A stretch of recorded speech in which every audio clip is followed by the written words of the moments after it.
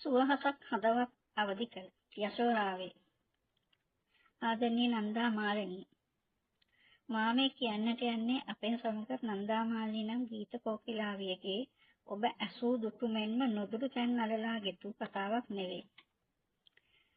තම ජීවිතයේ ශක්තිමත් අරටුවක් ලෙස නිහඬවම චරිත අභ්‍යන්තරයේ රැකගැනීමෙන් පෝෂණය කරමින් සිටි අය මේ අනතුරු කවුරුත් නොසිතූ වටිනාකමක් නොදීම සැඟව තිබූ ඇයටම සුවිශේෂී චරිතාංගයක් ගැනයි. ඇය සමදා එකසේ සමාජයේ ගෞරව ආදරයට පාත්‍ර වුණා. ඇයි එහෙම වුනේ? මේ සමාජයේ මිනිසු සමාජයේ ඉදිරියේ කැපී පෙනෙන ගෞරවය, ප්‍රසිද්ධිය, ජනප්‍රියත්වය සඳහා තම හැකියාවන් පෙන්වමින් නොයෙකුත් දේ කරනවා. නමුත් ඒ අතරින් බොහෝ දෙනා එක රැයකින් රොකට් වගේ ඉහළ ගිහින් තරු වෙන්න උත්සාහ කරද්දී උල්කාපාත වගේ කඩා වැටෙනවා. නමුත් ඇයටයි එහෙම නොවි හැමදාම මිනිස්සුන්ගේ හදවත්වල ජීවත් වෙන්න පුළුවන් වුණේ. ඇයගේ ජීවිත කාලේ මොනතරම් සංගීත ප්‍රසංග, උත්සව, සමාජ ක්‍රියාකාරකම්, මංගල උත්සව, ප්‍රිය සංഭാෂණ, අවමංගල උත්සවවල සහභාගී වෙන්න ඇතිද? මෙරට පමණක් නොව දෙස් විදෙස්වල පවා. නමුත් කිසිම අවස්ථාවක කිසිම තැනක ඇය කොන්වී මුළුගැන්වී ප්‍රතික්ෂේප වුණාද? මේ සෑම තැනකදීම ඇය අපිට නොකියා කියූ කතාවක් තිබුණා. නමුත් කවුරුත් ඒකට අවධානය යොමු කළේ නැහැ. කෙසේ හෝ අද ඇගේ මිය යාමෙන් පසු මේ සමාජයේ ඉහළ සිට පහළ දක්වා කාගේ හදවත් වලට තට්ටු කරලා ඒ වටිනා පණිවිඩය දැනුම් දෙන්න පටන් ගත්තා. මේ වීඩියෝම නරඹන ඔබටත් දැන් යම් තරමකින් හෝ ඒ පණිවිඩය දැනෙලා ඇති. කරුණාකර මේ වීඩියෝ එක අවසන් වෙනතුරු නරඹන්න. එවිට ඔබට ඒ වටිනා පණිවිඩය හොඳින්ම දැනගන්න පුළුවන්. ඒ ඔබගේ ජීවිතේ පමණක් නොවේ. මේ මුළු මහත් සමාජයේම වෙනස් කරන ආදර්ශමත් පණිවිඩයක් වේවි. මම ඔබට මෙහෙම කිව්වොත්, ඇයි මිනිස්සු කැපී පෙනෙන්න මේ තරම් දඟලන්නේ? ඒ වෙනුවෙන් මිනිස්සු මොනවද නොකරන්නේ? බොහෝ දෙනෙක් එහෙම කැපී පෙනෙන්න ගිහින් ජීවිතේ කඩා වැටුණු. ණය උගුල් වල හිර වුණු, ආර්ථිකයේ බිඳ වැටුණු. කොටින්ම කිව්වොත් ජීවිතේ යනගත්ත මිනිස්සු කොයිතරම් ඉන්නවද? අනුන්ගේ මගුල් ගෙදරකට ගිහින් පැය දෙක තුනකදී එතන කැපී පෙනෙන ණය වෙලා ඇඳුම් පැනඳුම් ගන්න මිනිස්සු. ඒ වගේම තමන්ගේ මගුලට උනත් ජීවිත කාලෙම ඉතුරු කරගත් මුදල්.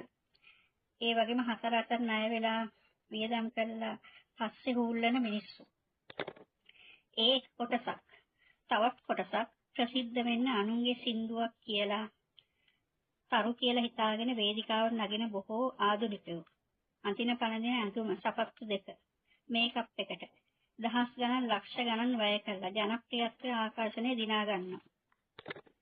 නමුත් ඉතා සුළු කාලයකදී නමක් නැහැ, කරපු දෙයක්වත් නැහැ, උල්කාපාත වගේ කඩා වැටෙනවා. නමුත් නන්දා මාලිනී නම් ඇය මේ සමාජයේ විපරීත සියල්ල උපේක්ෂාවෙන් දකිමින් ඒවායේ නිස්සාර බව අවබෝධ කරගෙන තම ජීවිතේ රණ්ණාකරයක් කරගෙන ලෝකයට වටිනාකමක් දුන්න අසහාය කාන්තා රත්නයක්. එතන තමයි ඇගේ සාර්ථකත්වය. ඇය ඇගේ දක්ෂතාවය උපමට්ටම් කරගනිමින් ලෝට යමද්දී ජනප්‍රියත්වයේ ගෞරවය දිනාගත්තා මිස වෙනත් බාහිර දෙයකින් කෘතිමව ඇස්පැන්දුමකින් ජනප්‍රියත්වයේ රවටාගත් සොරාගත් කලාකාරියක් නොවේ. ඇය සෑම විටම ඇගේ දක්ෂතාවයේ ප්‍රතිමූර්තියක්. අවසාන වශයෙන් ඇයගේ අන්තිම කැමැති පත්‍රය එසේ ලියා තබන්නට ඇත්තේ මරණයෙන් පසු තම සිරුර ප්‍රාණය නිරුද්ධ උදිරාපත්වන කයක් බවට පත්වෙන නිසා එහි අනිත්‍ය බව, නිස්සාර බව වටහාගෙන